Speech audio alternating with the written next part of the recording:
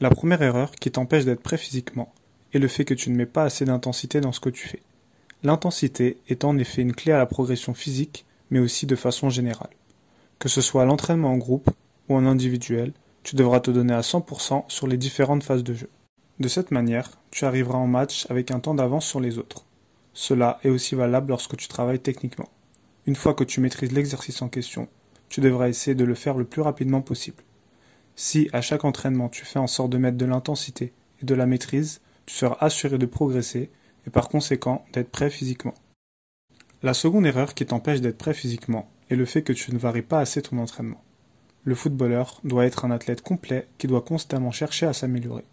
Il ne sera donc pas judicieux de se contenter de faire que des footings par exemple, mais on devra plutôt se rapprocher d'une intensité qu'on retrouve en match. En match, on alterne entre des phases de jeu intenses et des phases plus calmes. On doit donc intégrer à son entraînement ce genre de rythme.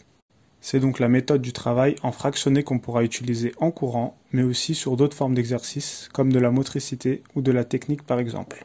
Il sera intéressant de travailler sur différents aspects physiques pour être le plus conditionné possible. On pourra intégrer de l'équilibre, de la motricité, du renforcement musculaire, de la vitesse, etc. Pour éviter de tomber dans cette erreur, tu devras donc varier tes entraînements et te rapprocher au maximum d'une intensité de match en alternant un temps de travail intensif et un temps de récupération. La troisième erreur qui t'empêche de passer un cap physiquement est le fait que tu n'augmentes pas la difficulté au fur et à mesure. Deux cas se présentent à nous ici. Soit tu commences ta préparation trop fort, ce qui implique que tu ne puisses pas augmenter ton volume d'entraînement au fil du temps, de même que tu accumules trop de fatigue et donc que tu puisses te blesser. Ou alors que tu restes dans ta zone de confort en faisant ce que tu maîtrises sans essayer d'aller plus haut.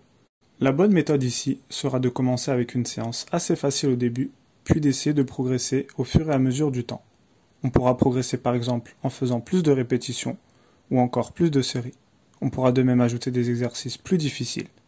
Le fait d'augmenter la difficulté de son entraînement au fur et à mesure nous assurera de progresser sur le long terme. Cette progression peut se faire sur le travail musculaire, le travail d'endurance, le travail technique ou autre. Plus on progresse, plus on doit se focaliser sur les détails. La quatrième erreur qui t'empêche d'être au top physiquement est le fait que ton alimentation te pénalise. Tu dois savoir que ce que tu manges représente ton carburant, et que si tu veux performer, tu dois avoir des ressources de qualité. Tu dois donc te concentrer sur des aliments naturels et non industriels afin d'en tirer les meilleurs nutriments. Tu dois de même manger en quantité raisonnable et en ayant des sources variées de protéines, glucides et lipides. Il est bon en plus de cela d'intégrer une quantité de légumes importante ainsi que quelques fruits afin d'éviter l'acidité du corps et par conséquent les blessures. Enfin, tu devras boire essentiellement de l'eau tout au long de la journée. Tu pourras intégrer des aliments moins nutritifs de temps à autre tant qu'ils ne représentent pas la majorité de ton alimentation.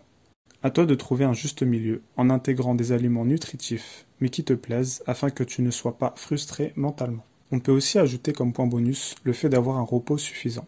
Dans le cas contraire, tu ne pourras pas enchaîner les séances et donc progresser.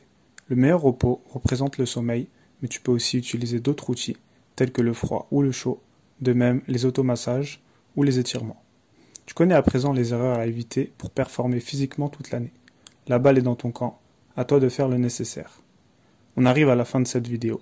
Comme d'habitude, je t'invite à liker, partager, commenter, et on se retrouve très vite pour d'autres contenus sur l'entraînement.